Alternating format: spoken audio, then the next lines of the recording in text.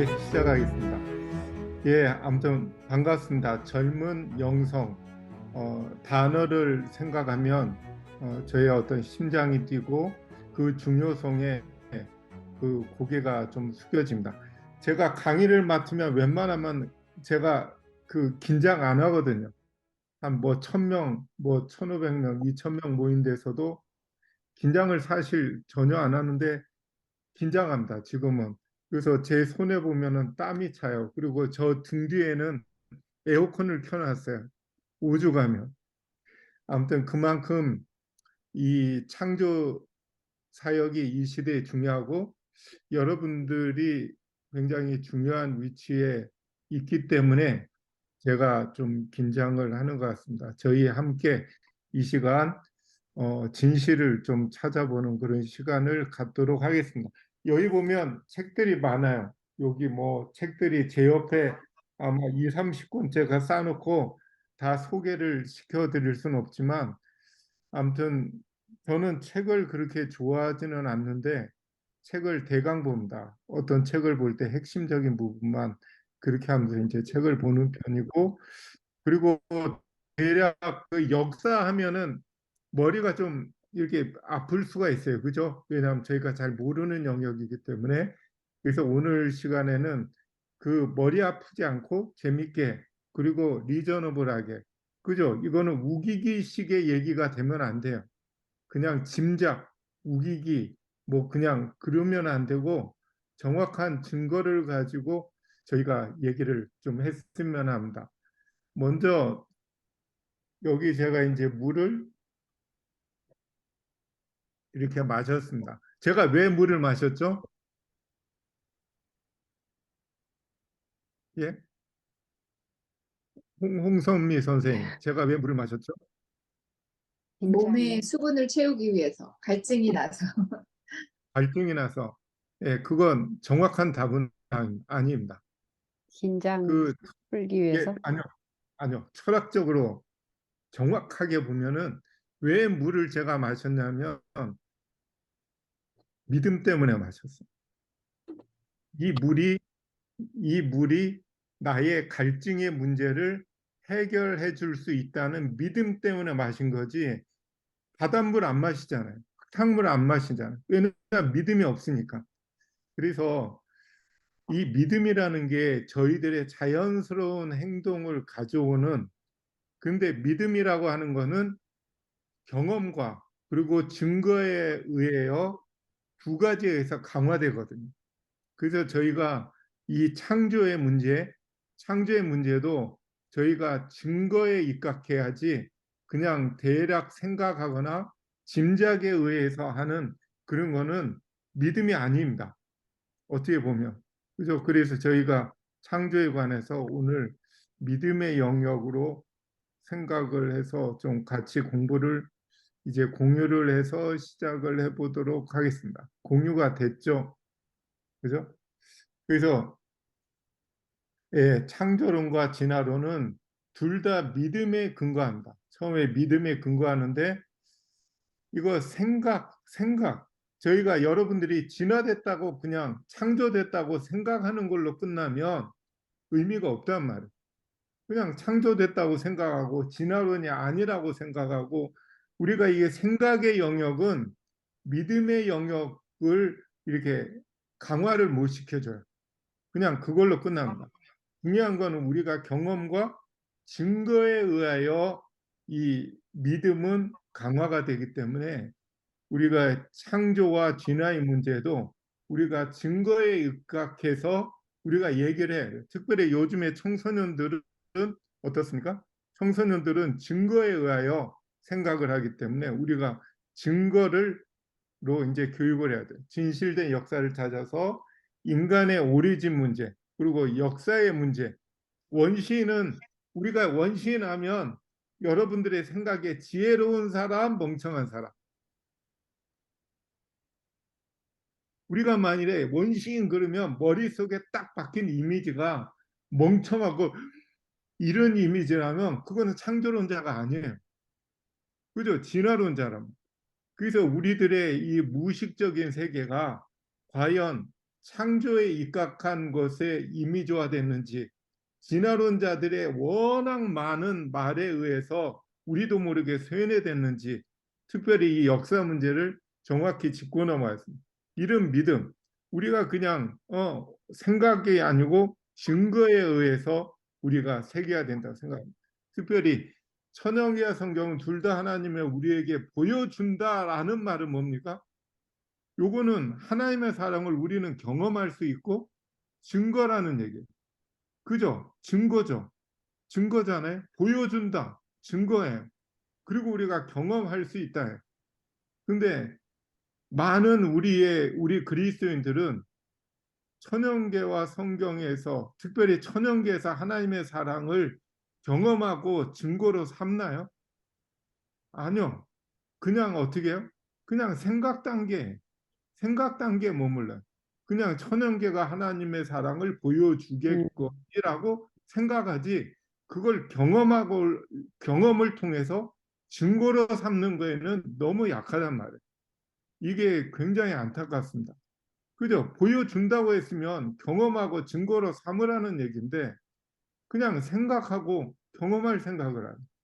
그래서 너무 가슴이 아픈데 음, 왜 하나님께서 이거를 강조하냐면 창조와 구속의 기초인 사랑은 이 교육의 기초. 우리가 교육의 문제잖아요. 천연계 언어를 통하여 하나님의 목소리에 청소년들이 귀를 기울여 줄 수가 있다. 뭔가 준비 과정. 예, 이게 굉장히 중요한 문제인데 여기서 천연계 언어는 오감이라고 하죠. 오감이 얼마만큼 중요하고 우리가 창조주의 스토리를 스토리텔링화해서 아이들의 오감의 언어로 아이들한테 어렸을 때 심어주는 게 얼만큼 필요하냐면 뇌과학자들이 이런 실험을 했습니다. 뇌과학자. 최근에 뇌과학자들이 어떤 실험을 했냐면 세 가지 그룹을 뒀어요. 어떤 그룹이에요? 프랑스어와 중국어를 하는 2개 국어를 사용할 수 있는 프랑스인, 이게 A그룹이에요. 그래요. 프랑스인인데 2개 국어를 너무 잘해. 근데 B그룹은 그 프랑스어만 하는데 중국계예요. 이 얘기는 중국에서 입양을 갔는데 뱃속에서 나오자마자 1년이 되기 전에 거의 뱃속에서 나오자마자 프랑스로 입양돼서요. 이 아이는 중국에 관한 기억이 전혀 없죠. 그죠? 프랑스에서 자라서 프랑스어만 해요. C그룹은 프랑스인인데 프랑스어만 할 줄 아는 프랑스인. 그러면 이 세 그룹한테 중국어를 막 들려줬어요. 야오마 하고 막 들려줬어요. 그리고 그 펑셔널 MRI로 뇌를 찍었어요. 그래서 뇌가 어떻게 반응한가를 사진을 찍었어요. 그러면 중국어를 들려줬을 때 어떤 그룹이 당연히 같아야 돼요? 중국어를 들려주면 프랑스어만 할 줄 아는 B와 C 그룹의 뇌가 똑같을 줄 알았어요. 근데 결과는 아니었어요. 결과는 이렇게 나왔어요. 결과는 이게 아니고 AP 그룹을 같아요. 그죠? 프랑스어랑 중국어를 하는 프랑스인과 프랑스어만 하는데 한 살 전에 입양단 그 아이의 뇌가 반응이 똑같아. 이 얘기는 뭐예요? 한 살 전에 왔지만 뱃속에서 들은 중국어를 기억해요. 뱃속에서 들은 중국어, 얘는 중국어를 전혀 못해. 근데 뇌에 중국어가 기록됐어. 그래가지고 반응이 똑같아. 반응이. 이 얘기는 뭐예요? 오감이 뇌에 기록되는 게 엄청 강하다는 얘기예요. 색성향미촉이라고 하는 그 5가지 감각기관으로 하나님의 사랑, 천연계를 통하여 오감을 통하여 그저 뇌에 기록된 천연계를 통해 나타나는 하나님의 사랑은 아이들의 뇌에 지워지지 않는 기록으로 남을 거라는 얘기. 그죠? 그런데 우리가 이걸 교육에 활용을 안 한단 말이에요. 그냥 성경 그냥 얘기만 하면 되는 자 아니에요. 성경 얘기를 하더라도 색성양비 촉을 자극해야 돼. 옛날에 뭐가 있었는데 막 소리가 어떻게 나고 막 그걸 하면 아이들이 안 미치더라 이거. 그래서 천연계의 아름다움을 끊임없이 우리들의 감각에 호소한다. 그래서 이런 천연계를 통하여 하나님의 하신 일을 통하여 창조주를 배우게 하는데 창조의 기초인 하나님의 절대적인 사랑을 견고하고 확실하게 쌓는 데는 이 방법, 천연계 방법밖에 없다라고 교육책에 써야 돼요. 그래서 우리는 철저하게 천연계를 우리가 교육에 응용해야 돼. 스토리텔링을 해. 스토리텔링. 천연계의 천만 가지 음성, 하나님의 영광, 나붓기는 뭐 이런 것이 다 그죠? 어떤 스토리텔링이에요. 이 모든 것이 하나님에 대하여 말하고 있고 그것이 아이들의 뇌에 새겨지게 할 수 있다. 우리가 이 일을 해야 됩니다. 저희 옆집에 같은 옆동에 사는 저희 원주 중앙교인이 있는데 그 원주 중앙교인이 젊은 친구인데 뭘 가르치냐면 집에서 아이들을 과외를 시키는 거래요. 근데 이 아이들이 새를 주로 봐요.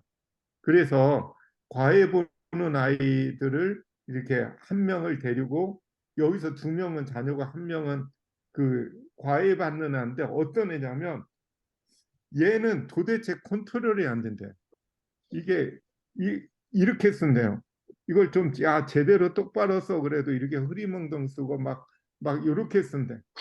근데 얘를 새를 딱 한 번 보여줬대요. 그랬더니 얘가 바뀌었어. 천연계를 보더니 얘가 바뀌었어요. 어떻게 바뀌었냐면 이렇게 바뀌었어. 이렇게 바뀌었어. 완전히 바뀌었어요. 그래가지고 이 아이의 부모가 놀라 자빠져가지고 그 다음에 얘를 새를 보게 했어. 새 한 번 보더니 얘가 바뀌었다 이거예요. 그동안 말로 아무리 안 해. 그래가지고 그 다음부터는 이렇게 얘가 새를 보러 다니고 이런 새를 보고 이렇게 그 아이가 그죠? 그 아이가 이렇게 막 새를 보더니 교인은 아니에요. 교인은 아님에도 불구하고 이렇게 새를 막 그리고 하는 일을 합니다. 제가 그 서부야영에 마치고 나서 요 사진을 찍었어요. 벌새 이쁘죠? 여러분들은 미국이니까 한국에서 못 보지만 여러분들은 볼 수 있단 말이에요. 얼마나 좋겠어요. 그죠? 이런 벌새. 그죠? 이게 뭐야? 풀잎에도 앉을 수 있는 벌새. 굉장히 깜찍하죠. 너무 깜찍해. 이게 넓적거리 벌새라는 새인데 저도 감탄했어요.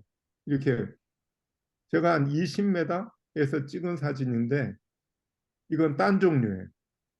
딴 종류인데 이 목에 이렇게 아름다워. 굉장히 이게 곤충도 먹어요. 이렇게 곤충도 먹고 요거는 공중에서 이렇게 정지 비행하는 걸 제가 찍었거든요. 한 10m 앞에서 찍은 것 같은데 상당히 이뻐요. 그죠? 근데 이거를 저만 찍어요? 여러분도 찍어요?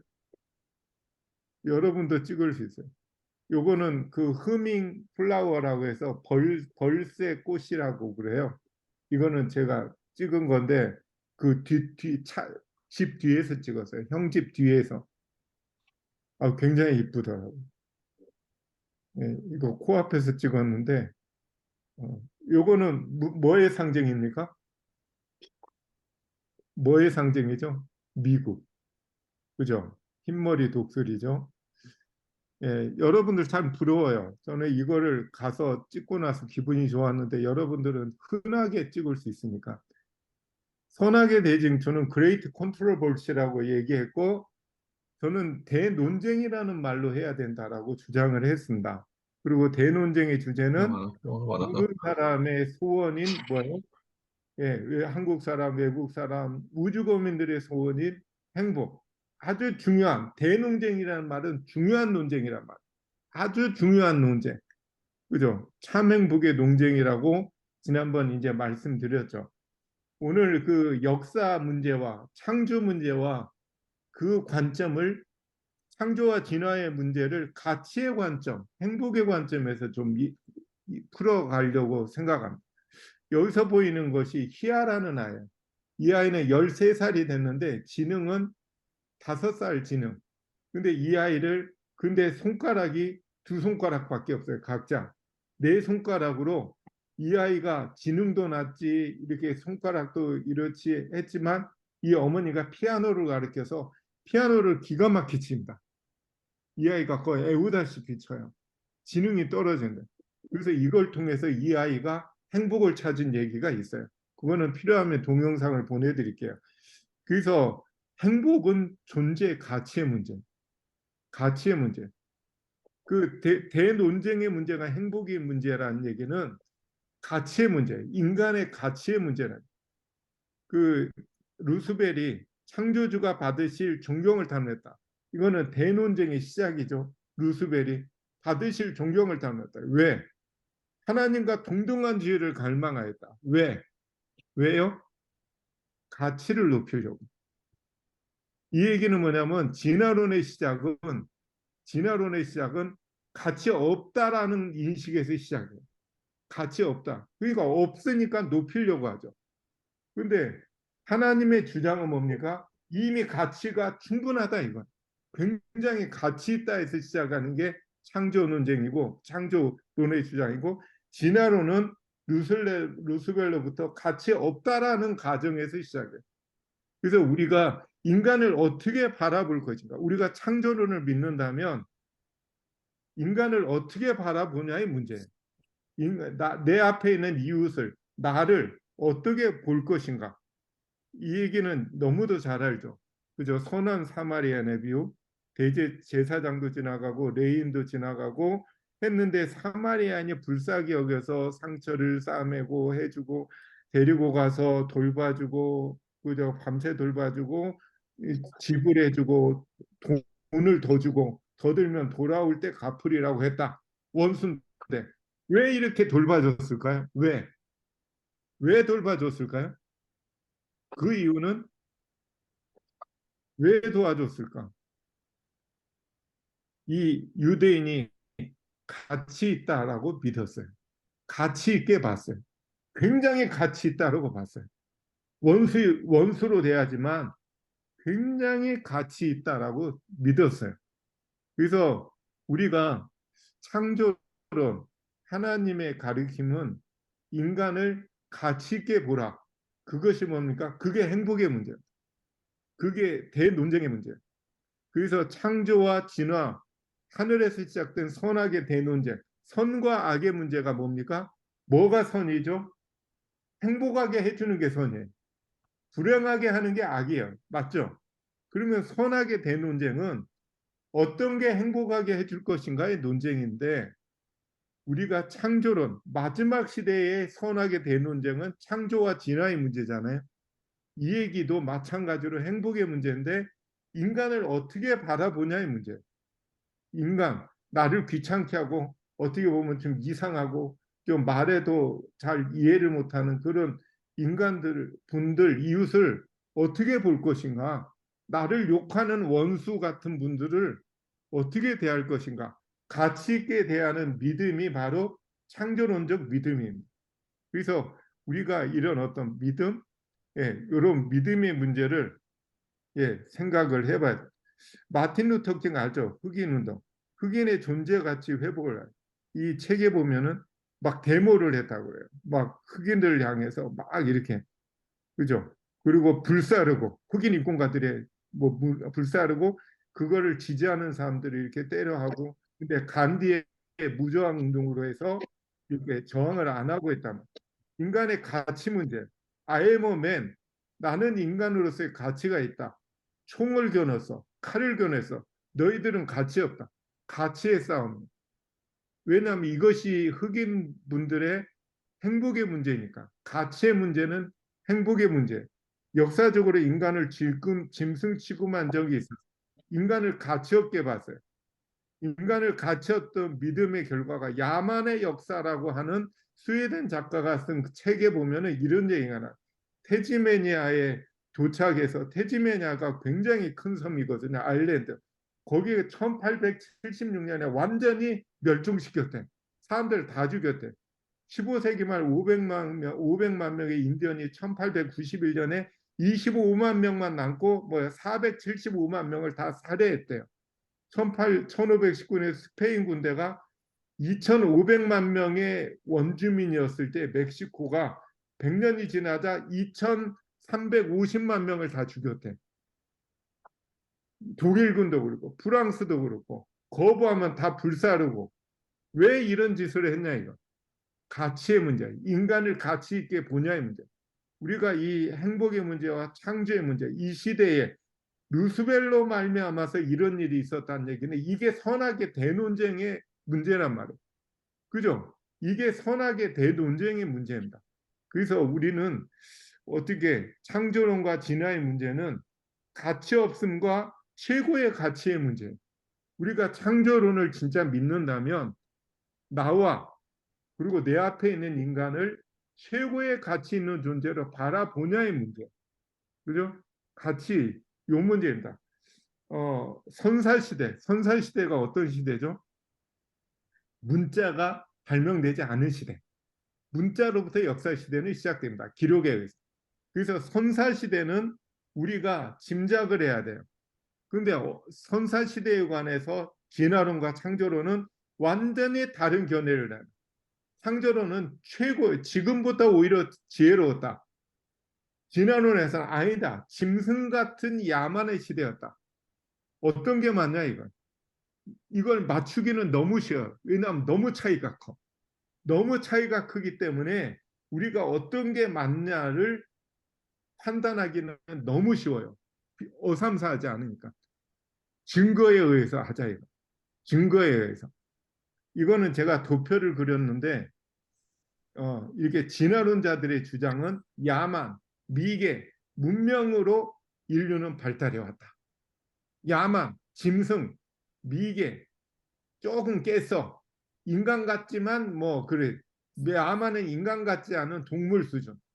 문명으로 지금 발달했다. 이게 진화론적 주장입니다. 창조론자는 지금부터 굉장히 뛰어난 시대였다. 선사 시대는. 그런데 노아 홍수로 말미암아서 인간의 지력과 인간의 모든 것이 다 파괴가 돼서 떨어졌다.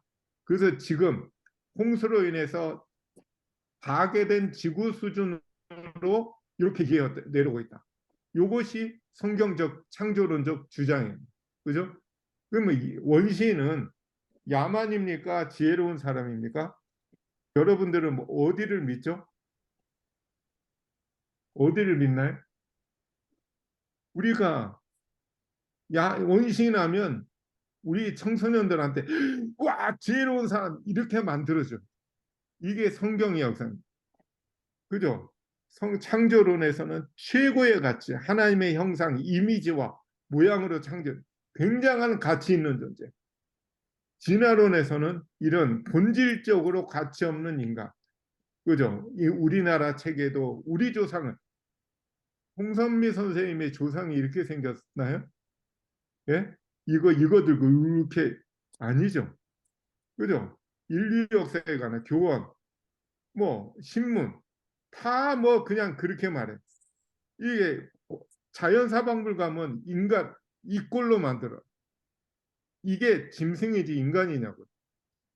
인간의 가치를 이렇게 우스꽝스럽게 만드는 이게 이 시대, 라오디게아 시대. 그래서 창조의 근본이시니가 답답하니까는 할 말 있다 이거예요. 그죠? 아멘이셔. 충성되고 참된 증인이셔. 끝나. 그게 우리가 해야 된다. 그거에 의해서 이거 이게 예배 드리는 거야? 진짜입니까? 아니면은 생각입니까? 이게 증거에 의해서 이렇게 됐는지 생각의 결과인지. 꼬마로. 도서관에 가면은 이렇게 꼬마. 이게 마지막 시대죠. 용이 여자에게 분노에 돌아가서 그죠? 예수의 증거를 가지려 더불어 싸우려고 우리 사단은 우리랑 싸우려고 해. 근데 우리는 사단하고 싸우려고 하나요? 이게 문제예요. 그러면 더불어 싸우려고 치고받고 싸우는 게 아니죠. 그죠? 하늘로부터 시작된 대쟁투, 대논쟁은 살해하고 치고받는 게 아니에요. 위에서 루스벨이 하늘 천사의 3분의 1이랑 싸웠어요. 그죠? 싸웠는데 거기서 죽은 천사 있나요? 없어요. 그래서 요즘의 전쟁 같은 싸움이 아니란 말이에요. 요즘의 전쟁 같으면 하늘 천사의 3분의 1 중에 몇 퍼센트가 죽었더라. 그리고 나머지가 도망쳤더라. 이렇게 나와야 되는데 아니에요. 천사 아무도 안 죽었어. 이 얘기는 뭐예요? 그런 전쟁이 아니라 이거예요. 이거는 논쟁이에요. 사단과의 싸움도 우리의 싸움도 논쟁이에요. 논쟁. 싸운단 말. 뭐 가지고 싸워요? 이 시대는 창조 가지고 싸워야죠. 창조 논쟁. 다시 말하면 인간의 가치 문제 가지고 싸우라는 얘기. 그죠? 인간의 가치 문제. 우리가 사단은 싸우려고 하는데 우리는 안 싸울 생각이 없어. 문제죠. 사단은 이미 다다몰이에요. 세상을 점령했는데 우리는 싸울 생각이 없어. 그래 남은 물이래. 이거 참 답답한 문제. 그죠? 우리가 남은 물이라면 사단과 더불어 싸워야죠. 창조되었음을 그죠? 싸워야죠. 인간의 가치 가지고 싸워야죠. 이게 심각한 문제. 세계를 이끄는 사람. 진화론을 하는 다윈의 주장은 이미 1800년대에 인간들의 보편적인 사고방식이 됐다. 인간들이 그냥 편하게 당연히 생각하는 사고방식이 됐다. 생각을 점령했더라 이거. 생각을. 직접 보여준 모범답안이었다. 그죠? 그래서 생물학의 위대한 인물이었다. 이따위 얘기를 책에 쓰여져 있는데 우리가 이런 얘기를 듣고 있냐고. 예? 세계를 변화시킨 12명의 과학자 중에 다윈이 들어가. 세계를 변화시킨 12명의 사상가 중에 다윈이 들어가. 참 진짜 통탄할 일이에요. 그죠? 진화론 논쟁.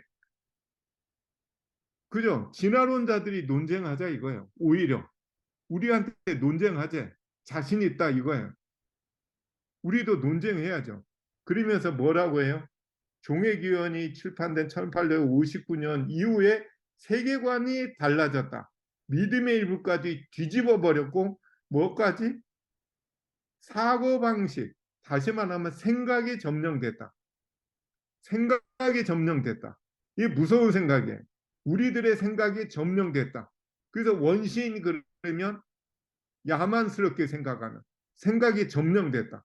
진화론이 세계를 점령하는 방법은 교육에 의해서 교육제도에 투입시켜서 아이들이 완전히 생각이 사로잡혔더라 이거예요. 굉장히 슬픈 현실이죠. 이 고등학교 생물학과에 있어요. 진화론은 창조주를 부인함으로 인류의 사상을 변화시켰다. 사상을 변화시켰다. 진화론이란 무엇이며 인류의 사상에 어떤 영향을 미쳤는가? 사상, 생각, 사고방식, 세계관 바꿔버렸다 이거. 심각한 문제예요. 심각한 문제. 인류의 사상 전체를 바꿔버렸단 말이에요. 그러면 우리는 이게 라오디게아 교의 시대 아닌가요? 그죠? 라오디게아 교의 시대란 말이에요. 그러면 우리는 다시 남은 자손은 싸워야죠. 싸워야죠. 그래서 그죠? 여기 보면 헉슬리가 인간은 동물계에 소속시켰다. 인간을 동물계에 소속시켰대. 다시 말하면 가치 없는 인간의 가치를 완전히 떨어뜨려 버렸어. 그래서 인간 중심적인 가치 있는 인간의 사고 방식이 끝났대. 그래서 어떻게 해요? 그래서 막 죽이기 시작해.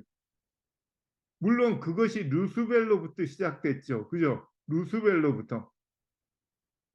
그래서 이런 결과가 있어요. 아이들 보는 책이에요. 침팬지와 인간이 친척이래. 그러면 동물원 가가지고 친척 구경해? 동물원 가가지고 친척 구경해? 왜 이런 생각을 하게 됐을까? 이 책에 두산동화라는 46억여 소한 숨어있던 과학 이야기 이런 책을 쓴 사람들이 우리들이 아이들이 보는 교과서를 집필해요. 통탄할 노릇이죠. 뭐예요? 옛날에는 지구는 이랬단다. 지구에 박테리아가 착륙했대. 착륙해가지고 뜨거운 가운데 살아남았대. 그래가지고 바다가 시원하니까 바닷속에서 이렇게 커가지고 바닷속에서 생물이 막 이렇게 막 번성했대 먼저. 근데 그 중에 한 마리가 왜 바다에서 살아? 육지로 가자 해가지고 육지로 올라오기 시작했대. 그 중에 어떤 녀석은 우리가 육지에만 살아 하늘을 날려고 했대. 다시 말하면 에디슨 곤충이 나타났대. 이게 뭐예요? 과학 이야기. 이게 과학 이야기라고 하는 책이에요. 에디슨 곤충이 나타났다. 3억 전에. 그래가지고 뭐야 그 당시에는 나무가 커가지고 올라가서 나무 잎사귀를 먹었는데 이 에딘슨 고장은 올라가지 않고 용감무쌍하게도 두 쌍의 팔을 휘저으려고 하늘을 막 이랬대. 성공했을까? 몇 달이 몇 년이 몇십 년 몇 년은 아무도 모른단다. 그러나 에딘슨 곤충은 날아오르는 일에 성공하여 마침내 잠자리가 되었단다. 이게 과학 이야기고 이게 진화론 얘기입니다. 더 한술 떠서서 땅으로 올라온 물고기, 이게 과학이에요. 예? 땅으로 물고기를 퍼가지고 땅으로 다 올려면 그 중에 어떤 녀석은 살아가지고 폐가 되고 숨을 쉬어요. 이 얘기예요. 여기 보면 여기저기 변하기 시작한다. 공기 주머니는 완전한 폐로 변하고 지느러미는 다리가 되고 몇백만 년 흘렸을까?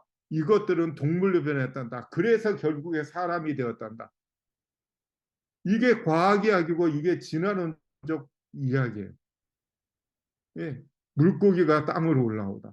이건 딴 책입니다. 파충류 얘기. 이런 생각의 연장선상에서 침팬지와 인간이 친척이라는 얘기를 하는 거예요. 그러니까 참 마음이 아파요. 이게 과학 이야기고 이거를 이런 생각이 옳다라고. 그죠? 침팬지와 원숭이와 침팬지와 사람 중 어느 쪽이 더 가까운 친척입니까? 어디가 더 가까운 친척이죠? 원숭이와 침팬지라고 생각하신 분은 실수하신 겁니다. 그러면 사람도 이런 동물인가요? 아니죠. 이 얘기 자체, 질문 자체가 어불성설이죠. 참 마음 아픈 얘기. 그런 생각에서 이게 나왔어요. 그래서 요거는 생각에 의한 믿음이 만들어낸 작품이에요. 이 얘기에 관한 거는 여러분들이 나중에 소개해드리는 책을 좀 소개해드릴 텐데 보시기 바랍니다. 증거를 가지고 해서 우리가 이런 단순한 생각 가지고 얘기하지 말자요. 이런 책이 있어요. 만들어진 고대. 고대 역사는 만들어진다. 라는 게 정설이에요. 고대 역사는 만들어진다. 웃기죠? 생각에 의해서 만들어진대. 이 얘기는 뭡니까? 일본이 독도가 자기네 땅이라고 생각해. 옛날에는 생각했어요. 옛날에, 그죠? 근데 지금은 강하게 주장해. 이 생각이 역사를 만들어내더래요. 역사의 해석을. 그죠? 일본이 뭐 왜곡하고 정신대도 없다고 얘기하고 별의별 얘기를 다 하잖아요. 예? 별의별 얘기를 다 하잖아요. 뭐죠? 징용도 자발적으로 했다라고 주장하잖아요. 그런 2000년 10월 22일 날 일본이 발칵 뒤집었어요. 발칵 뒤집어져서 1년 후인 2001년 10월 22일 조선일보에 우리나라의 한 면에 아주 큰 그 특집 기사가 났어요. 뭐냐면 일본이 구석기 시대의 역사를 완전히 날조하게 밝혀졌다. 들통났다. 하는 얘기예요. 이 얘기는 뭐냐면 후찌무라 긴니치 일본 학계 과거에 집착하는 생각. 일본은 뭐냐면 일본의 역사를 조사하면은 우리나라 중에 가야의 후손들이 가서 가야의 왕족들이 가서 지도층을 이룬 게 명명백백합니다. 여러 가지 고분이라는. 일본은 고분을 안 열려고 해요. 고분을 안 연대. 일본은 고분이 발견돼도 안 연대. 왜 안 연냐면 열면 열수록 한반도에서 간민족 가가지고 문화를 세운 것이 100%밖에 돼. 일본은 독자적인 문화를 갖기를 원해. 아주 독자적인 문화를 대일본 제국의 뭐 이런 애들 역사가 그 나라의 어떤 정체성을 그저 자부심이기 때문에 일본처럼 역사를 날조하는 나라는 없어요. 심지어는 뭐 옛날 광개토왕 시대 때 일본이 한반도를 점령해서 삼국시대 내내 거의 삼국시대의 상당수를 일본이 지배했대. 그런 말도 안 되는 그 당시 일본은 옷도 안 입고 다니는 시대인데 그런 어떤 그죠 말도 안 되는 주장을 하는 그 일본인데 이 얘기는 뭐냐면 아마추어 후지무라 긴니츠라고 하는 구석기 유물 아마추어가 있어요. 근데 이 사람이 20년 동안 구석기 시대 유물 98%인가를 다 조작했어. 조작했는데 다 조작됐는데 이것이 일본의 교과서에 실리고 일본의 대학 시험 문제도 나오고 완전히 정설로 굳어지게 됐어요. 아마추어지만 워낙 전문가니까. 이 얘기는 뭐냐면 이 아마추어 후지무라 긴니치가 발견해서 처음에는 20만 년 전 걸 발견했다고 발표했어. 그러니까 일본이 기분 좋잖아. 일본의 역사가 20만 년이다. 그러니까 이 사람이 그 다음에 40만 년 전 거 발견했어요. 그러니까 또 박수 쳤어. 또 돈을 지원해 줬어. 그랬더니 이 사람이 결국에는 어떻게 해요? 일본 역사가 70만 년 전의 역사로 올라갔습니다 하고 발표를 했어. 그러니까 막 박수 쳤어. 그런데 마이니치 신문 기자가 이상하다고 생각했어. 저 사람이 발견하면 왜 10만 단위로 뛰냐? 이상하다고. 그래가지고 이 사람이 발굴하고 있다라는 곳에 이 사람 텐트 옆에 가서 잠입했어. 잠입. 했더니 이 사람이 마이니치 신문 기자가 후지무라 긴니치가 옆에 이렇게 잠입을 했는데 이 사람이 2000년 10월 20일 날 새벽에 주섬주섬 뭔가를 챙겨가지고 텐트를 나가더라 이게. 몰래 쫓아갔어. 쫓아가니까 이 사람이 어디를 가더니 막 구덩이를 유적지라고 자기네가 한 달 동안인가 했던 그 유적지 어느 에다가 구덩이를 파더니 파묻는 거를 비디오 카메라로 찍어버렸어. 아니나 다를까 일주일이 지난 10월 요 이렇게 찍어버렸는데 10월 29일 일주일이 지나자 그 현장에서 진짜처럼 대일본 제국의 70만 년 전에 구석기 유물이 발견됐습니다 하고 발표를 했어. 그러니까 일본이 찬사를 아끼지 않았어.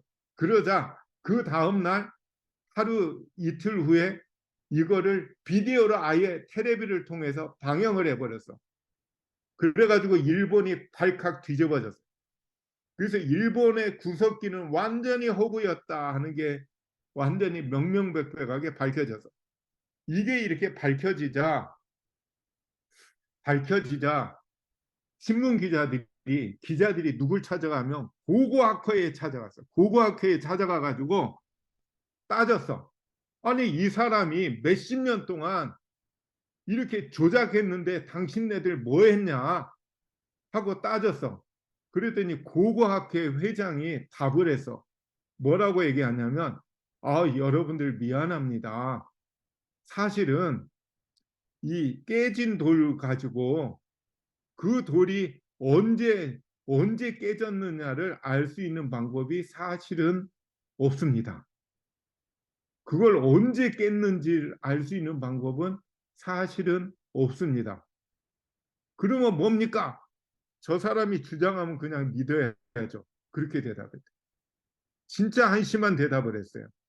그래가지고 증거 조작, 예? 증거 조작.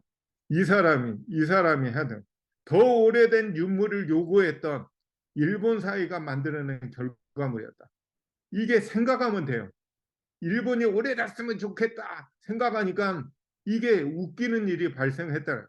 생각이 믿음을 가져왔고 증거 조작까지 왔다. 그러면 우리가 실제로 이제 대화를 나누고 이거는 알타미라 동굴에서 발견된 소위 말하면 구석기 시대의 미술벽화야. 알죠? 스페인. 그죠? 근데 이것이 생각은 뭐예요? 멍청한 야만인의 작품이라는 게 그 얘기예요. 구석기 시대는 뭐예요? 멍청한 야만 동물 수준이라고 생각해요. 돌을 어떻게 해요? 갈재주도 없어가지고 깨가지고 우르르 하던 시대였다라고 주장을 해. 진화론자들이 그런 생각을 했는데 실제로 증거는 뭐예요? 그 습한 동굴에 습기가 많은 환경 가운데서 색깔도 안 변했대. 안 맞잖아요. 증거와 생각이 안 맞잖아요. 너무 안 맞잖아요. 이게 뭐 하나가 아니고 많아요. 많아요. 생각이랑 너무 안 맞아. 그러면 구석기 시대의 대표적인 것이 타제석기예요. 그죠? 그죠? 타제석기. 근데 이거는 진짜인가 생각의 작품인가? 잃어버린 문명이라고 하는 석기를 연구하는 사람이 책을 냈어요. 그 사람이 증거를 내놨어. 어떤 증거를 내놨냐면 타제석기가 지능이 낮았던 사람들의 작품일까? 하고 이 사람이 검사를 실험을 했어. 두 그룹의 사람, 아니 한 그룹의 사람들을 모은 다음에 그 사람한테 먼저 뭐냐면 이 깬석기를 놓고 여러분들 사람들한테 비슷한 크기의 똑같은 종류의 질의 돌을 주고 그 사람들한테 뭐라고 얘기냐면 이대로 깨보십시오 주문을 했어. 결과는 어떻게 됐어요? 아무도 흉내조차 못 내. 아무도 못 깨. 이 주먹도끼라는 게 작고 크고 이것이 정밀하게 나를 쓴 것이 밝혀졌어요. 연구해 보니까. 아무나 못 깨고 기가 막히게 유용한 돌도끼인 게 밝혀졌어. 이게 아슐리안 돌도끼. 프랑스의 아슐리라고 하는 마을에서 처음 발견됐다고 해서 아슐리안 돌도끼야. 이거는 기가 막힌 지능인의 작품이라는 게 결국에 석기 연구가의 객관적인 노력에서 그래서 이 사람이 그래? 그러면 구석기보다 똑똑하다고 한 신석기 작품인 간석기 갈아 쓴 간석기를 똑같이 놓고 숫돌하고 똑같은 종류의 크기의 돌을 주고 사람들한테 이대로 갈아보세요 하고 주문을 했어. 사람들이 모두가 뭐라고 대답했냐면 그래요? 시간만 주면 똑같이 갈 수 있죠. 그랬어요. 시간만 쉽잖아요. 맷돌에다 갈면 똑같은 모양으로 만들 수가 있더라고요. 이걸 보고 이 사람들이 이 석기 연구가가 신석기인들이 구석기인이 신석기인보다 결코 지능이 높으면 높았지 떨어지지 않았다라는 걸 깨닫게 됐어. 근데 이게 우스운 얘기지만 과학관에서 옛날에 우리나라의 전곡리에 가면 이 돌도끼가 있어요. 이 돌고 이 전곡리에 가면 한탄강에 가면 미국에서 유학 온 아니 그 주한미군으로 온 고고학 학생이 우리나라 주한미군으로 왔다가 우리나라 아가씨랑 데이트를 갔다가 한탄강에 갔다가 발견한 게 이거예요. 아실리안 돌도끼인데 거기에 가면은 이 돌도끼가 있어요. 저희가 딱 갔을 때 거기에는 여자분 가이드가 우리를 한 곳으로 와보래요. 딱 인도하더니 아실리안 돌도끼를 딱 있는 데 가보더니 이걸 가리키면서 뭐라고 소개를 하냐면 전곡리가 1년에 굉장히 유명한 지방자치 유명한 행사가 있어요. 구석기 행사가 있는데 그 행사의 하이라이트가 똑같이 깨보기 대회가 있대. 똑같이 깨봐라. 그랬는데 이분이 얘기하기를 지금까지 수십 회에 걸쳐서 수천 사람의 이대로 깨보려고 노력을 했지만 모두가 흉내조차 못 낸 대단한 석기입니다라고 소개를 하더라고요. 아무도 흉내를 못 난 대단한 석기입니다라고 소개.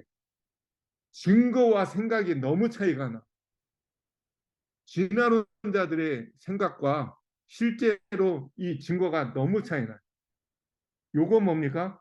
미국에서 사온 건데 그 인디언들이 사용하는 거래요. 그죠? 이게 뭐예요? 타제석기는 그럼 뭐냐면 증거는 뭐예요? 사냥하는 데 유용한 도구예요. 이게 정확해요. 어디서 발견돼요? 산 동굴에서 동물 뼈와 같이 발견돼. 그러면 이 증거는 뭐예요? 사냥하는 데 유용한 도구였구나라고 생각하면 돼. 그러면 이분들이 가다가 강을 만나서 농사를 짓기 시작해. 움막을 짓고 거기서 농사를 져. 농사를 짓는 데는 이게 유용하지 않고 갈아 쓴 넓은 돌이 필요하더라 이거. 그래서 간섭기는 농사에 필요한 유용한 도구가 간섭기. 이게 증거지. 이거 가지고 시간. 요즘에도 어디에요? 요즘에 이리한 자야를 가도 뭐가 있어요? 돌도끼 다 써요. 왜 그래요? 상황이 그러면 쓰는 거지. 이거는 지혜의 상징이 아니더라고요. 그러면 진화론자들의 이런 주장, 창조론자들의 이런 주장인데, 그러면 우리가 이거를 좀 더 깊이 생각을 해보도록 하겠습니다. 요 시대예요. 어떤 시대예요? 인간의 지혜가 떨어진 시대가 있어야 돼요. 그죠? 지금하고 과거에는 굉장히 선사진에 뛰어났다면 이런 시대가 있어요. 그 시대가 뭡니까? 바벨탑 사건. 바벨탑 사건. 노아 홍수 후에 바벨탑 사건 있죠? 그래서 우리가 바벨탑 사건을 연구하면 이걸 알 수 있고, 문자가 탄생된 이 시기의 세계 4대 문명 시대예요. 지금부터 약 기원전 3000년 플러스 마이너스. 고대가 세계 4대 문명인데, 우리가 선사 시대를 연구하려면 바로 역사, 문자가 탄생한 바로 그때를 연구해 보면 그 전을 알 수 있어요. 그죠? 문자가 탄생한 바로 그때가 언제냐면 세계 4대 문명 시대예요. 그때를 연구해 보면 선사 시대가 지금보다 지혜로웠는지 멍청했는지를 알 수 있더라고요. 우리가 증거 가지고. 그러면 바벨탑 얘기를 해보겠습니다. 바벨탑부터 피라미드 얘기. 바벨탑 창세기 11장에 보면 온 땅의 언어가 하나였다. 이게 맞아야 돼요. 그죠? 언어가 하나였어요. 거기에 보면 바벨탑을 쌓는데 서로 어떤 얘기를 해요? 벽돌을 만들어 견고히 굽자고 이에 벽돌로 뭐를 대신했더라? 돌을 대신했더라. 벽돌로 돌을 대신했더라. 이 얘기는 뭐예요? 그 시대는 돌을 쓰던 시대였는데 하늘까지 쌓으려고 보니까는 돌이 부족해. 그러니까는 그러면은 단단 돌 같은 벽돌을 굽자 하고 의논한 거예요. 그러면 이 시대는 돌을 쓰던 시대였다는 얘기 주로. 맞죠? 그러면 우리가 이걸 하늘까지 쌓게 하자. 하늘까지 쌓으려고 해. 이거 가지고 이 문제 가지고 성경의 비평학자들은 이거는 창세기 11장은 거짓말이다라고 얘기를 한대요. 비평학자들은. 왜 그래요? 비구름의 높이가 얼마나 되는지 아세요? 바벨탑을 비구름보다 올리려고 했을 거 아니에요. 그죠? 비구름이 약 2km에서 5km 됩니다. 5km가 돼요. 그러면 5km까지 쌓을 수 있다 없다. 2km에서 7km. 2km에서 7km까지 요즘 실력으로 현대에도 이만한 걸 쌓을 수 있다 없다. 없어요. 이건 뭡니까? 세계에서 초고층 1위예요. 예, 두바이에 있는 거. 근데 828m밖에 안 돼. 이게 신기록이야. 근데 2km에서 7km를 어떻게 쌓아? 그죠? 이거는 2위. 이거는 우리나라 초고층 555m예요. 그래서 요즘에 비평학자들이 아니 요즘도 800m밖에 못 샀는데 어떻게 2km에서 7km를 쌓아? 이거는 생판 거짓말이다. 그렇게 얘기해요. 그러면 우리가 맞냐 틀리냐는 세계 4대 문명 그때 시대로 가보자 이거예요. 증거로. 온 땅의 언어가 하나였는데 하나님이 어떻게 해요? 흩었더라. 한 곳이었는데 흩어졌다. 그 증거가 있어야 돼. 그죠? 우리가 이걸 찾아보자 이거. 진실된 역사의 회복은 한 곳에서 흩어진 증거를 찾아야 돼. 여러분들 이 증거를 알아요, 몰라요? 배웠어요, 안 배웠어요? 학교 다닐 때? 실제로 배웠어요. 뭡니까? 빗살무늬 토기. 빗살무늬 토기. 빗살무늬 토기 다 알잖아요. 언제요? 신석기 시대의 대표적인 유물. 그죠? 농사를 지어야 되니까. 그런데 이거에 관한 책을 보면 뭐라고 나왔냐면 이 빗살무늬 토기는 시베리아 빗살무늬 토기와 같은 계통의 것으로 스칸디나비아 반도부터 시베리아 동부 유라시아에서도 발견하고 남쪽으로는 일본에서 발견된 토기입니다. 이 얘기가 뭐예요? 여기서 핵심이 뭐예요? 같은 계통. 같은 계통이라는 게 뭐예요? 오리진이 똑같아. 오리진이 하나다. 이 얘기는 뭐예요? 인류가 전 세계에 퍼져서 있는데 언제요? 기원전 진화론자들에 의하면 250만 년 전부터 사람이 있었대. 250만 년 전. 근데 249만 3천 년이 되자 예? 전 세계 사람들이 동시에 독일을 가보자. 독일을 가보자. 동시에 생각해. 그런데 이왕이면 거기다 뭐를 그려보자. 빗살무늬를 넣어보자. 동시에 생각했다. 이게 맞냐고요? 아닙니다. 어떤 생각이 맞아요? 한 곳에서 썼는데 어떤 이유인지 모르지만 전 세계로 가지고 가서 썼더라. 이 말이 오히려 설득력. 이 말이요. 같은 계통의 것으로. 같은 계통의 것으로. 오리진.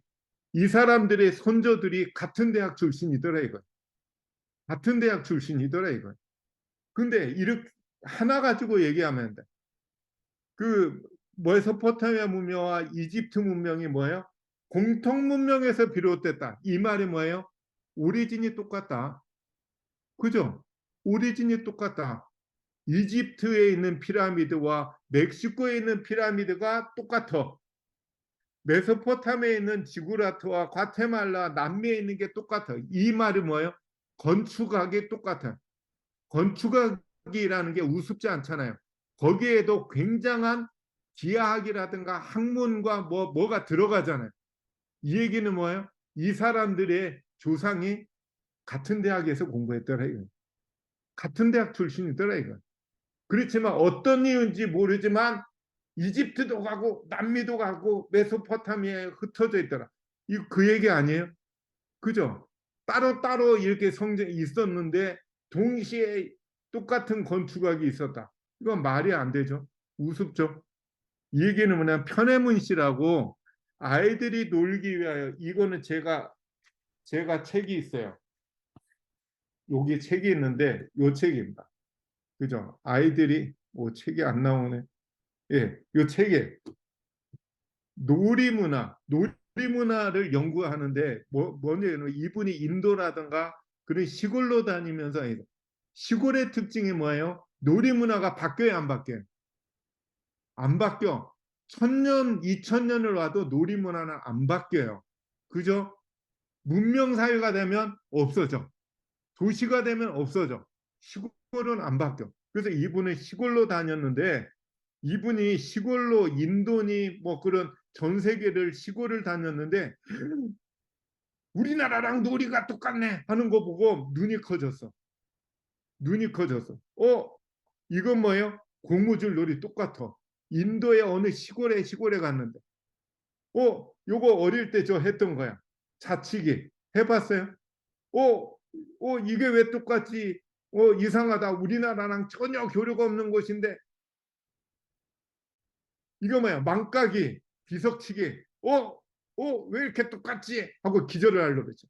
근데 뭐까지 똑같냐면 어렸을 때 이거 해봤어요. 깨갱 이렇게 해봤어요. 이렇게 그려놓고 이렇게 하고 다 된 다음에는 어떻게 해요? 돌을 뒤로 던져가지고 돌이 된 게 자기 집이야. 그러면 딴 사람은 거기에 짚으면 안 돼. 그죠? 그것까지 똑같더라 이거야. 그것까지 똑같더라 이거야. 이 얘기는 뭐예요? 전 세계가 한 곳에서 살았더라 이거예요. 한 곳에서 살았는데 흩어졌더라 이거예요. 이거는 김병호 씨라고 잃어버린 역사를 이거 책을 썼어. 근데 이분이 뭐냐면 UN 세계 식량 농업 기구의 직원이야. 그래서 농촌을 다 다녔어, 전 세계를. 그러면서 이분이 뭐라고 했냐면 우리나라가 어디서 온지를 찾았어. 이 사람 얘기가 뭐냐면 한민족의 기원을 찾아가지고 자기가 노력했는데 유산 언어와 고고학적인 유물, 민속, 놀이문화 우리의 뿌리가 뭐야?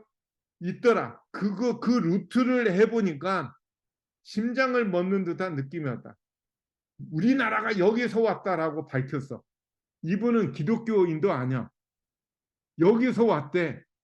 이분이 모든 유물과 문화와 모든 걸 연구했더니 다니면서 우리나라가 여기서 왔다라는 것을 밝혔어. 뭐예요? 여기가 어디예요? 어디예요? 바벨탑 쌓았던데요. 정확하잖아요. 이분이 증거에 의해 가지고 우리나라가 우리 민족이 여기서 왔다라는 걸 밝혔어. 참 웃기죠? 굉장한 얘기죠. 이게 뭡니까? 한탄강에서 말하는 주목도끼. 미안하지만 주목도끼가 여기만 발견돼요? 전 세계에서 발견돼. 예, 저 스칸디나비아 반도부터 돌도끼가 다 발견돼. 이 얘기는 뭐예요? 이게 어느 시대예요? 진화론자들 중에는 구석기 시대. 완전히 짐승 같던 시대. 웃기잖아요. 그 시대 때 뭐야? 이렇게 동시대 때 이렇게 썼다는 얘기가 뭐야? 말도 안 되지. 이 얘기는 뭐예요? 한 곳에서 살던 사람들이 어떤 이유인지 모르지만 전 세계로 흩어져서 쓴 흔적이에요. 근데 이건 뭐예요? 청동기 시대의 대표적인 유적인 고인돌, 지성명. 근데 이게 우리나라만 있는가 봤더니 인도에도 있고 인도네시아도 있고 프랑스에도 있고 어디에요? 태국에도 있고 너무 똑같대. 이것이 어디예요? 이건 우리나라. 이것도 영국, 프랑스, 독일, 스칸디나비아도 요르단, 아프가니스탄, 남인도, 중국, 한국, 일본, 자바 다 발견된대. 똑같은 게. 이 얘기는 뭐예요? 한 곳에서 살았다 이거예요. 한 곳에서 살았다라는 증거 아니에요? 그죠? 이거지상 증거가 어디 있어요? 이거 너무 똑같대. 전 세계에 있는 유물들이 너무 똑같대. 이거는 우리나라 고구려 장수왕 2대 장군청이죠. 근데 이것하고 이집트 피라미드가 너무 똑같대. 피라미드 너무 똑같대. 이게 뭐야? 온 땅의 언어가 하나였다. 언어를 혼잡해서 흩었다. 그러면 한 개의 언어인 증거가 있냐? 전 세계 언어가 2,500에서 3,500개인데 17개의 언어군으로 축소돼요. 우리나라는 우랄알타이어. 우랄알타이어가 어디예요? 우랄 산맥이 어디예요? 소련과 유럽의 경계에 있는 게 우랄이에요. 엄청 멀죠. 저기 유럽 쪽에. 거기를 우리가 넘어왔다라는 게 증명이 돼. 그죠? 증명이 되잖아요. 그리고 17개의 언어군도 하나에서 유사성이 발견된다. 특별히 뭐냐면 하나, 둘, 셋, 넷, 엄마, 아빠. 엄마, 아빠는 전 세계가 거의 똑같다고 그래. 그죠? 엄마, 아빠 전 세계가 똑같다고 그래. 엄마는 미음이 들어가, 아빠는 피읍이 들어가. 다 똑같다고 그래. 심지어는 제가 못 찾았는데 중동인가에 있는 어느 국가는 엄마, 아빠가 우리나라랑 똑같대요. 자, 잠깐만요. 예, 이 전기가 빠졌어. 우리나라랑 똑같은 중동 국가가 있대요. 엄마, 아빠라고 똑같이 발음한대. 그리고 하나, 둘, 셋, 넷. 볼까요? 영어가 1, 2, 3죠. 1, 2, 3. 2, 2. 우리나라 2 비슷하고 3, 셋, 시옷이 비슷하고. 그죠? 일본어도 으찌니, 산, 시옷 거의 비슷해요. yes, no 비슷해요. 전 세계가. 어쨌든지 이걸 통해 가지고 전 세계 그리스, 영어, 일본 이 사람이 연구했는데 너무 똑같아. 긍정과 부정의 언어가 너무 비슷하더라 이거. 그러면 하늘같이 싸울 수 있었는가? 홍수 격변의 증거가 있는가? 이런 책이 있어요. 홍수소라는 아까 그 김병호 씨가 얘기했는데 전 세계를 다녔는데 시골을 홍수설화가 너무 똑같대. 이스라엘부터 한반도에 이르는 모두 여러 민족의 홍수설화가 너무 똑같다. 너무 똑같다. 그죠? 한 곳에서 와서 이동해서 전파됐다 생각하지 않고는 도저히 풀 수 없는 수수께끼다. 이분은 기독교인도 아닌데 뭐라고 해요? 한 곳에서 한 이동과 함께 전파되었다라고 생각하지 않고는 도저히 풀 수 없는 수수께끼래. 그죠? 그 대홍수 사건이 다 똑같아요. 우리나라에도 있대요. 예. 요거는 인디언 석판인데, 그죠? 위에 보면 뭐예요? 노아홍수 아닌가요? 맨 마지막에는 무지개도 있고, 그죠? 자세히 보면 똑같아요. 그죠? 동물들이 들어가고, 뭐 비가 내리고, 사람들 하고 있고, 뭐 그 노아홍수 둥둥 떠 있고, 그죠? 동물들이 나오고 무지개가 있고, 인디언 석판. 벽돌을 만들어 돌을 대신했더라. 이런 시대가 있나? 돌을 사용하던, 돌을 사용하던 시대. 돌을 나르는 실력, 쌓는 실력. 마추픽추, 공중도시예요. 그죠? 페루에 있는. 여기에 약 2만 명인가? 1만 명 이상이 살았던 거대 도시인데, 잉카 문명. 잉카 문명의 특징은 거성 문명의 시대인데, 그분들이 쌓는 거는 굉장히 정밀하대. 구석구석 정밀하다. 심지어는 자연석의 귀퉁이까지 만들어서 맞춰가지고 여기에 뭐예요? 이것이 500톤이래요. 500톤. 위에 올라가는 게 150톤. 이런 것들을 기가 막히게 만들어 쌌대요. 정확히. 왜 이렇게 쌌어요? 왜 이렇게 쌌죠? 이분들한테는 이게 쉬웠어. 쉬웠어. 그다지 아주 너무 어려운 게 아니야. 왜 그래요? 돌을 나르고 쌓는 실력이 너무 쉬웠어. 고대 문명의 특징이 뭐냐면 거성 문명의 특징이에요. 거성 문명. 이거는 3,000톤을 올렸대요. 3,000톤을 위에다가 올렸대. 이거는 멕시코의 테오티후아칸 피라미드 군이고. 그죠? 왜 피라미드가 전 세계에 있을까? 피라미드의 원조인 이집트예요. 그죠? 그죠? 이집트에 많으니까.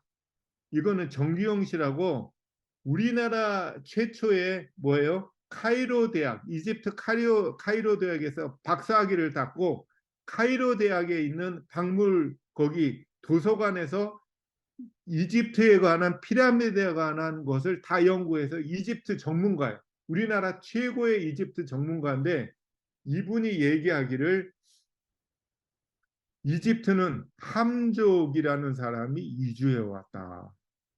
뭐예요? 맞잖아요. 바벨탑 사건 후에 함족. 그죠? 얼굴이 조금 그분들은 따뜻한 걸 좋아해서 가다가 딸강을 만나자 여기에 정착해서 살자. 왜냐면 살기 좋으니까.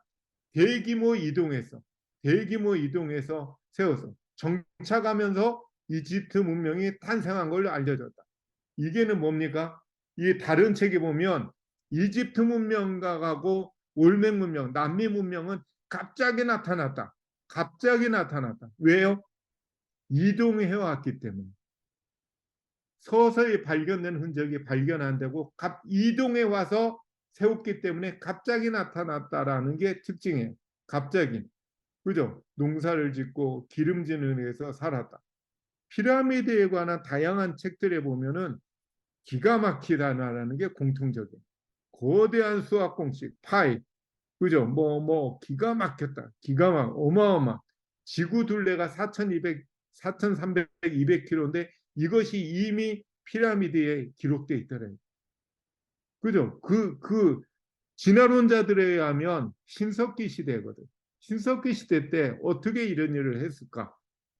왕의 방이 있어요. 근데 북극성이 보이는 방이 있는데 빛의 굴절 각도까지 다 계산했더라 이거. 이 뚫은 게 아니고 이거를 이렇게 쌓았더라 이거. 그 쿠팡의 피라미드를 비해서 유명한 세계의 것 요거는 오리온 자리의 삼태성을 흉내냈대. 오리온의 삼태성의 위치랑 똑같대. 그리고 왕의 방이라고 있는데 거기에 방의 크기는 모양은 황금비를 이루는 공식을 썼더라. 황금비. 가로 세로가 뭐예요? 가장 이거는 뭐 나중에 근데 현 시대보다 지혜가 떨어진 시대일까? 이거는 초기, 초기, 작품이에요. 피라미드 초기 작품. 초기 작품. 이거 초기 작품인데, 요거는 우주 왕복성이죠. 근데 불행하게도 우주 왕복성에 2003년 귀환 중에 폭발했어요. 왜 폭발했어요? 여기 왼쪽 아래 사진에 보면은 왼쪽 날개에 있는 뭐가 충격받아가지고 떨어져 나가는 내화 타일이 타일. 이게 들어올 때 1200도 이상으로 달궈지기 때문에 열이 못 들어오게 내화 타일을 발랐대. 내화 타일을 발랐는데 내화 타일이 몇 장이 떨어져서 그쪽으로 뭐예요? 열이 들어와서 폭발돼서. 그러면 피라미드를 이렇게 겉에 대리석을 붙였는데 그걸 조사해 보니까 모르타르가 미 나사에서 우주왕복선에서 붙였던 네와 타일의 모르타르보다 더 얇다라는 게 밝혀졌어. 더 정밀하대. 더 정밀하대. 더 정밀하대. 그리고 아직까지 모르타르가 삭제를 안 했대. 5천 년이 되는데. 피라미드가 지혜의 산물이라는 거는 그래서 불가사의하다. 지혜라고 하는 게 뭡니까? 지혜라고 하는 거. 일본이 피라미드를 축소형의 피라미드, 작은 피라미드를 건설하려고 일본 어느 부자가 건축학자한테 맡겼어요. 그랬더니 건축학자 설계하는 사람이 오더니 못합니다. 그랬어요. 일본이 그때 기술보다 더 학문이 뛰어날 텐데, 그때 그 옛날, 지금부터 5천 년 전보다 지금 학문이 뭐가 뒤져서 못해요. 그랬더니 그 건축 설계사가 하는 얘기가 피라미드 같은 구조물은 기하학적인 구조이기 때문에 일본의 기하학이 그때 당시의 기하학보다 떨어져서 못합니다. 라고 답을 했어요. 근데 기하학이라는 게 뭐냐면 플라톤이 세운 최초의 대학이 아카데미우스라고 하는 거예요. 근데 아카데미우스 입구에 플라톤이 뭐라고 큰 간판을 써붙였냐면 기하학을 모르는 사람은 출입하지 마시오라고 써붙였대. 근데 왜냐하면 기하학이 뭐예요? 철학은 지혜의 학문인데 지혜의 대표적인 학문이 기하학이기 때문에 기하학을 모르는 사람은 지혜를 배울 능력조차 없어. 그 말이에요. 그래서 피라미드가 지혜의 학문이에요.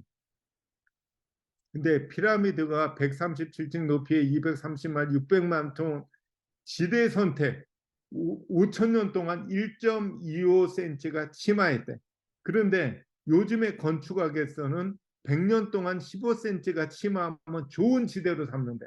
그래서 이 책에 보면 아니 그때 사람들이 지혜롭다고 땅 속의 걸 어떻게 알았냐? 그래서 그 이집트의 6.2상에 지진이 났는데도 전혀 안 무너진대. 이게 지대 선택이 워낙 좋아서. 뿐만 아니고 건축 시간이 20년 동안 건축했는데 요즘 현대 기술로 이걸 쌓는 게 30만 궤도를 쌓는데 시간을 재니까 716년이 소요되더라고요. 근데 그때는 20년에 쌓거든요. 근데 제일 문제는 뭐냐면 어떻게 쌓는지 아직도 못 밝혔죠. 그죠? 어떻게 쌓는지 그걸 아직도 못 밝혔어요. 옛날에는 흙을 싸가지고 경사로를 이용했다고 했는데 절대 안 된대. 그래서 요즘에 나온 거는 풍선을 이용했을 거라고 해요. 풍선으로 둥둥 띄워가지고 했을 거다. 아직까지도 모른다고 합니다. 근데 그러면 우리가 이걸 밝혀야 돼. 인간의 지혜가 떨어졌냐? 인간의 지혜가 떨어졌다면 떨어진 증거가 있을 게 아니냐? 인간의 지혜가 진짜 떨어졌냐? 예, 볼까요? 인간의 지혜가 떨어진 시대가 있나 보겠습니다. 인간의 지혜가. 이거는 초기, 중기, 말기. 어느 작품이죠? 초기 작품. 이거는 말기 작품. 피라미드에 관한 책을 보면 어떤 내용이 나오냐면 이상하다. 뭐든지 발전해야 되는데 왜 피라미드는 안 그럴까? 왜 피라미드의 초기 작품은 굉장한데 왜 말기 작품은 하나같이 다 이렇게 다 무너졌을까? 이상하다. 그래서 이 사람들이 결론을 냈어요. 이 사람들이 뭐라고 결론내냐면 피라미드는 굉장한 천재가 나타나서 세운 건물이다. 굉장한 천재가 나타나서 한 건물이다. 그랬는데 불행하게도 그 천재가 물려주기 전에 독사를 당했다. 그래서 그 다음 사람들이 흉내내려고 하다가 다 실패했다. 그렇게 결론을 냈어요. 근데 이 사람이 그 뒤에다가 또 토를 달아서 이거는 내가 결론을 냈지만 미안하지만 이거는 어거지 중에 어거지다. 왜냐하면 피라미드 같은 작품은 그 시대가 그거를 뒷받침하지 않고는 한두 사람의 천재 가지고는 이룰 수 없는 작품이기 때문이다. 그걸 사람을 동원하고 뭐라고 하려면 어마어마한 많은 학문이 수준에 도달해야지 할 수 있는 거지 한두 사람의 천재 작품이 아니다. 그러면 결론이 뭐냐? 외계인의 작품이다. 현재는 그게 결론입니다. 외계인의 작품이다. 그게 현재의 결론이에요. 근데 문제는 뭐냐면 그 구석기, 그 피라미드들 그 부장품들이 있어요. 그 이집트에 가면 왕들의 부장품을 조사했는데 구석기 시대에 제작된 왕들의 부장품들이 하나같이 돌 항아리가 나와. 돌 항아리가 나오는데 돌 항아리가 엄청난 강한 돌이야. 근데 그 안에가 깎여 있어. 근데 그 시대가 어떤 시대라고 진화론자들이 주장해요? 구석기 시대. 야만의 시대 때. 그리고 돌을 갈아 쓸 재주도 없이 깬 거 가지고 오오 하던 시대 때 어떻게 해요? 돌 항아리가 있는데 그 돌 항아리 구석기 시대에 보니까 내부가 볼록가 돼. 볼록에서 통통 치니까 탕탕 소리가 날 정도로 얇게 가공이 됐대. 매우 얇고 가공됐대. 어느 시대 때? 구석기 시대 유물. 앞뒤가 안 맞아. 증거랑 생각하던 시대가 안 맞아. 근데 문제는 뭐냐면 거기에 바늘구멍을 뚫었대. 바늘구멍을 뚫었대. 이 돌을 바늘구멍을 뚫려면 웬만한 쇠로는 철기로는 절대 안 된대. 웬만한 기가 막힌 강력한 철로 뚫어야지 그냥 청동기로도 안 되고 웬만한 철기로도 뚫을 수가 없대. 그런데 이 돌에 바늘구멍을 뚫었대. 어느 시대 때? 진화론자들이 얘기하는 구석기 시대 때.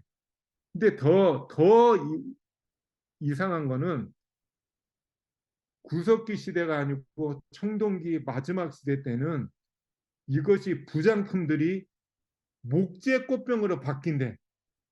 그러면서 더 이상 돌 항아리 제작이 불가능해졌음을 의미한다. 말이 안 되잖아요. 말이 안 되잖아요. 왜 후대 시대에 갈수록 왜 그런 기술이 없어졌냐 이거. 오히려 안 맞잖아요. 이 얘기는 뭐예요? 인간의 지혜가 떨어진 거예요. 인간의 지혜가 떨어졌어요. 그 떨어진 거의 대표 가장 강력한 증거가 문자예요. 뭐든지 문자에 의해 가지고 발달해야 되는데 세계 4대 문명의 특징은 문명과 학문의 수준은 굉장한데 문자는 초기 문자예요. 문자가 탄생하기 시작해. 그 중간에 이거 보고 말도 안 된다라고 했어요. 왜 그럴까? 왜? 세련된 문명, 세련된 문자가 탄생하려면 문자가 이미 발명이 되고 문자에 의해 가지고 토대가 돼 가지고 문명이 발전돼야 되는데 왜 문자가 초기 문자가 왜 대단한 문명하고 동시에 등장하냐 이거예요. 이해가 안 된다. 왜 그래요? 왜 그래요? 문자가 왜 발명돼요? 그전 시대는 워낙 뛰어나 가지고 문자가 필요 없었다 이거예요. 문자가 필요 없었어. 문자가 필요 없어. 워낙 똑똑한. 문자는 왜 필요해요? 인간의 지혜와 기억력이 너무 떨어지니까 잊어버리네. 기록해야 되네. 기록해야 되네. 그래서 문자가 탄생된 거예요. 그 옛날에 그 대전고등학교라고 있었어요. 유명한. 그 어느 목사님, 저 백투 예배하는 그 목사님, 어느 목사님이죠? 그 목사님이 한번 설교를 하는데 그런 얘기예요. 그분이 대전고등학교인가 출신인데 대전고등학교에 전학을 갔대. 전학을 가가지고 열심히 공부하려고 이제 어느 책상에서 하는데 선생님이 이렇게 필기하는 거를 하다가 가끔 못하는 게 있잖아요. 그거를 하려고 친구들 노트를 빌려가지고 야 노트 좀 빌려줘. 내가 뭐 못 들었거든. 그렇게 하니까 옆에 있는 친구가 하는 얘기가 나한테 묻지 왜 딴 친구한테 물어? 짜긴 나한테 물어 그러더래. 근데 웃긴 건 그 친구는 노트 필기를 안 해. 노트 필기를 안 하고 수업 시간에 이렇게 턱 깨고 응시만 한대. 그래가지고 속으로 이 공부도 지질이 못하게 생긴 녀석이 노트 필기도 안 하는 애가 뭐 물어. 그리고 그래? 하고 물었대. 그럼 뭐야? 그랬더니 줄줄줄줄 답을 다 하더래. 그래가지고 친구들한테 물어보니까 전교 1등이에요. 전교 1등. 이 아이를 보면은 이 학생은 시험 기간에 낚시하러 간대. 이 아이는 사진을 찍는데요. 필기를 안 하고 책이라든가 모든 거를 사진을 찍어서 뇌에다 넣고 시험 기간이 되면 그걸 뇌에서 넘기면서 공부한대. 놀면서. 요즘에도 그러는데 하물며 그때 당시에 이 학생한테는 필기가 필요 없는 거야. 그때 당시에는 문자가 필요 없어서 똑똑한 인간이 지혜롭고 하면은 문자가 필요 없어. 근데 자꾸 잊어버리기 시작하니까 문자가 나온 거야. 그래서 세계나 4대 문명은 대단한 문명인데 뭐예요? 문자가 초기 문자. 하나같이 초기 문자. 그 이유가 거기 있습니다. 갑자기 태어난다. 갑자기. 처음부터 모든 것이 완성되었다. 그죠? 대단한 거. 대단한. 진화의 흔적이 어느 곳에서도 찾아볼 수가 없다. 서서히 발전된 갑자기 성숙한 모습 뭐 이런 얘기. 그러면 이제 결론을 내겠습니다. 그러면 진화론자들이 만들어낸 시대가 구석기, 신석기, 청동기 요거를 이제 정리를 좀 해보겠습니다. 진화론자들의 생각은 인류가 나타나기 2250만 년 전부터 10,000년 전까지 야만의 시대였다. 돌을 갈아 쓸 정도로 지혜가 떨어진 야만의 시대였다. 그러나 증거는 뭐예요? 증거는 구석기 시대의 증거는 증거에 기반한 사전에는 채집하고 사냥하고 살 때 이동성의 생활을 하였다. 맞죠? 왜냐하면 그 깬석기가 동굴에서 발견되고 동물뼈랑 발견돼서 그러면 사냥했던 사람들이다. 이거는 증거 아니에요. 그리고 이동하면서 생활했다라는 게 보여요. 이 얘기는 뭐냐면 바벨탑 사건 이후에 하나님을 흩었을 때 큰 무리가 이동하는 것은 4대 문명을 만들었어요. 큰 무리가. 그렇지만 큰 무리가 이동하지만 작은 무리도 분명히 있었을 거야. 작은 무리는 먹을 거를 해야 되기 때문에 산을 타고 이동해서 산을 타고 소수 10명, 20명, 30명 소수가 이동해서 가족 단위로 그러면 뭐 가지고 해요? 사냥을 해야 돼. 그러기 위해서 깬석기 가지고 썼더라 이거. 깬석기 가지고 이동성의 생활. 그래서 깬석기는 동물뼈와 함께 발견돼. 그래서 사냥하던 사람이었구나, 도구였구나. 그렇게 하면 오케이. 이동하면서 살았던 흔적이구나, 오케이. 근데 이동하다가 어떻게 신석기 시대 사람들은 진화론자들은 1만 년 전의 사람들인데 구석기인들을 노예로 삼다가 멍청해서 멸종시켰다라고 기록에는. 그러면 의문 구석기인들은 분명히 사냥하는 사람들이야.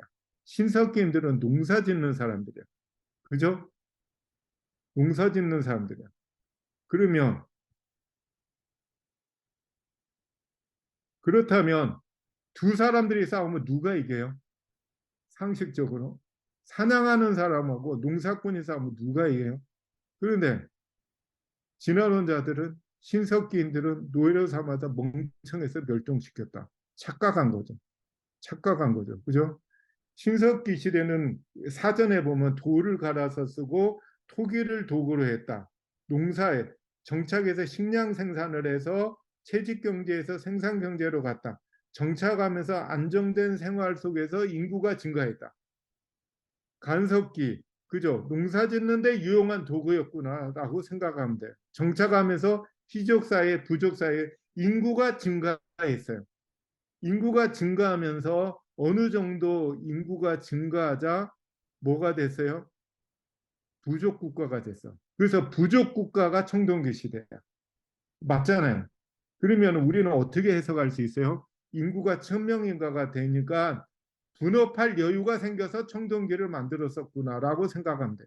진화론자들은 청동기를 사용할 만큼 인간이 뛰어나게 됐다라고 생각을 해.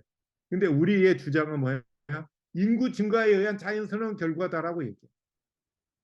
이게 이해가 되시죠? 시족사회 몇십 명 가지고는 청동기를 만들 수가 없어요. 그거 하려면 굉장히 애를 써야 되거든. 근데 1000명 이상이 되면 분업화가 돼. 그래서 너는 청동기만 만들어. 그게 가능했던 것입니다. 그래서 청동기 시대는 부족 국가의 시대고 그렇게 돼요. 우리나라에 70만 년 전에 사람이 살았다. 이 말이 맞아요, 틀려요? 상식적으로 생각해 볼까요? 70만 년 전에 한반도에 사람이 살았다. 이게 거짓말입니다. 뭐예요? 고조선 언제요? 2333년 기원전에 그죠? 약 3,000명 가지고 건국했다라고 얘기해요. 그러면 한반도에 70만 년 전에 사람이 살았다면 69만 8천 년이 동안에 기껏 3,000명 정도밖에 인구가 안 늘었나요? 이거는 말이 안 맞죠. 이거는 상식적으로 말이 안 맞죠. 그러면 삼국시대 볼까요? 삼국시대의 고구려는 주몽이 세웠어요. 주몽이 누구냐면 전처자식이죠. 그죠? 아니, 주몽의 아들인, 죄송합니다. 주몽의 아들인 유리왕이 세우죠. 그죠? 유리왕. 유리왕이 세우는데, 주몽이 세우고 유리왕이 후처 자식이야.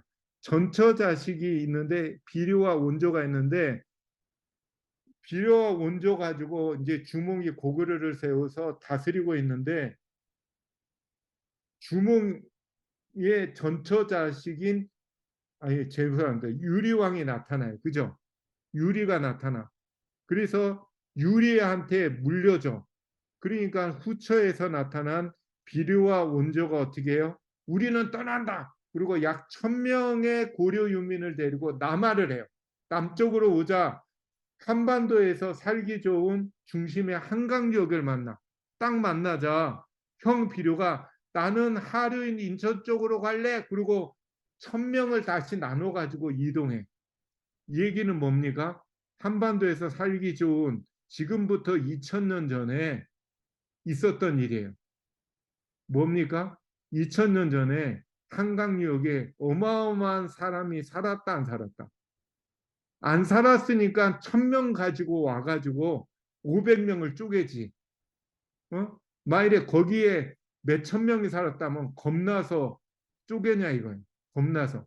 그래서 온조가 드디어 백제를 세웁니다. 우리의 성씨를 추적해 보아도 우리의 성씨의 계보의 역사가 기껏해야 2000년밖에 안 돼. 인구 증가율이 2%를 생각하면 한반도의 역사는 굉장히 짧습니다. 굉장히 짧아요.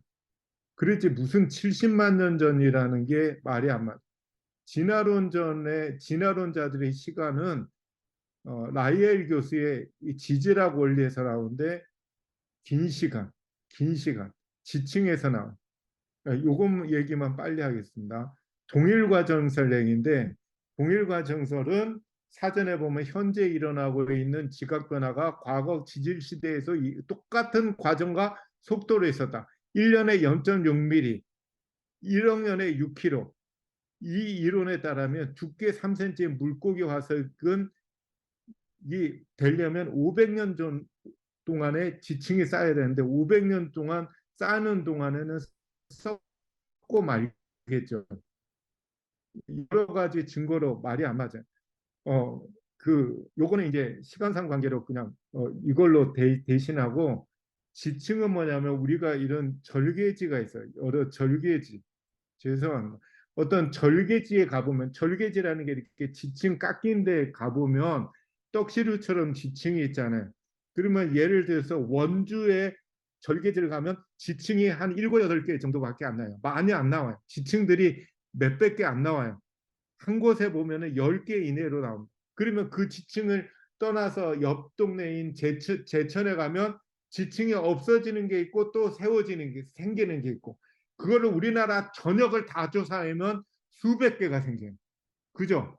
다 모아보면 다 모아서 평균 두께로 한 곳에서 쌓으면 수백 개의 지층이 생겨요. 그거를 지층 칼럼이라고 해요. 그리고 위에서부터 아까 말했던 1년에 0.06mm 생겼다라고 하는 기준으로 해서 쭉 역추적해요. 위부터. 그래서 아래에는 몇 킬로가 나와요. 그러면 몇 킬로 밑에서 퇴적층에서 발견된 화석은 몇억 년 전에 살았던 생물로 둔갑하는 이것이 언제 완성되냐면 1800년대 완성돼요. 1800년 소위 과학이 발전 안 된 1800년대에 이미 완성되고 이후에 나왔던 소위 말하면 방사성 동위원소 가지고 하는 법은 그 이후에요. 그 이후인데 방사성 동위원소법하고 이 사람들이 말한 1800년대 지층에 쌓인 속도 가지고 말한 이 시간연대랑 두 개를 비교해 봐가지고 안 맞으면 방사성 동위원소를 버립니다. 버리고 옛날 걸 선택해요. 그렇게 이분들이 오고 있어요. 그래서 동일과정설과 노아홍수 격변 그 창조론자들의 주장은 노아홍수 격변에는 방수량이 지금의 1년치가 아니고 몇백 년치가 한꺼번에 쏟아졌기 때문에 퇴적 속도와 모든 지질학적인 변화가 동일과정설에 의한 게 아니고 빠른 속도로 지층이 형성됐다. 그래서 지층 가지고 진화론의 오랜 시간이 나오고 지층 가지고 화석이 나오고 그래서 창조와 진화론자들은 그 격변설하고 동일과정설의 싸움입니다.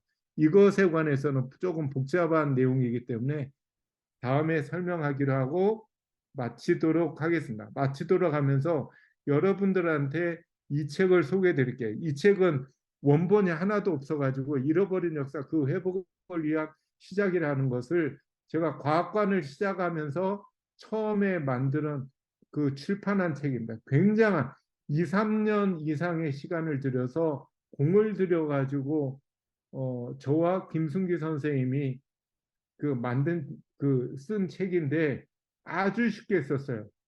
이 책이 삼육보건대를 비롯해서 삼육대학에서 교과서로 성경 교과서로 쓰이는 그런 쓰였던 책입니다.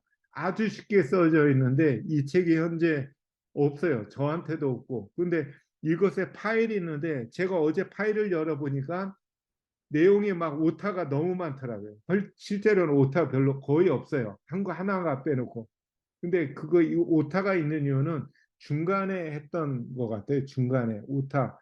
그렇지만 그 책이 유용하니까 여러분들이 그 파일을 가지고 아이들한테 좀 설명을 해 주시기 바랍니다. 이 책을 굉장히 진짜 심혈을 기울여서 그리고 아주 쉽게 썼어요. 저희가 이 책을 쓸 때 열 몇 번에 걸쳐서 쉽게 고쳤어요. 처음에는 처음 양의 거의 10분의 1로 줄였어요. 내용을 굉장히 줄인 겁니다. 아주 쉽게 쓰느라고. 그래서 여러분들이 이런 걸 이용을 하고 그리고 계속적으로 이 창조와 진화에 관해서 제가 이 PPT 파일을 보내드릴 테니까 차근차근 보면서 이거는 상식적이거든요. 우리 그렇지만 분명한 거 증거가 있어요. 빗살무늬 토기 하나 가지고도 얘기가 가능하잖아요. 그죠? 빗살무늬 토기는 같은 계통이라며. 그리고 오리진이 똑같은 얘기잖아요. 그 얘기는 한 곳에서 흩어졌다는 성경의 역사가 맞고, 피라미드를 쌓고 무슨 쌓고 거성 문명을 쌓는 사람의 실력으로 하늘까지 쌓을 수 있었다고요. 쌓을 수 있었다라는 것이 알 수가 있어요. 왜냐하면 요즘에는 피라미드를 못 쌓거든. 근데 그 당시 사람들은 쌓을 수 있었거든. 왜냐하면 하늘까지 쌓을 수 있는 사람들의 후손이었기 때문에. 몇 대 우선, 몇 대 우선이었기 때문에 피라미드를 쌓을 수 있었거든요. 그죠? 바벨탑을 쌓을 수 있는 실력을 가진 사람들의 몇 대 후손들이 피라미드를 쌓았던 거예요. 그 다음에 인간의 지혜가 떨어지는 시대였기 때문에 지금은 못 쌓는 거고. 그런 결론입니다. 그래서 창조와 진화의 문제에 있어서 이 역사 문제, 진화론자들은 주로 생각에 의해 가지고, 그죠? 타재석기 보고 간단히 생각한 거예요. 그냥 갈았을 재주도 없었게까지 생각했는데 요즘에 정밀하게 조사해 봤더니 고도의 지혜로운 사람들이 제작한 도구가 타재석기였더라. 실제의 증거와 생각의 결과가 안 맞죠. 너무 안 맞아. 너무 안 맞는데도 불구하고 구석기, 신석기 시대는 없었어요. 상황에 따라서 석기를 쓴 거고 청동기를 쓴 거예요. 인구가 되기 때문에. 이런 것에 의한 결과인데 아쉽게도 진화론자들의 잘못된 생각으로 시대를 만드는 거예요. 그래서 우리가 이런 상황 논리, 증거에 의해 가지고 우리는 얘기를 해야지 그냥 짐작에 의해서 그냥 잘못된 생각으로 만들어낸 진화론자들의 생각에 우리가 그냥 무의식적으로 빠지면 안 될 것 같습니다. 예, 강의를 마치겠습니다.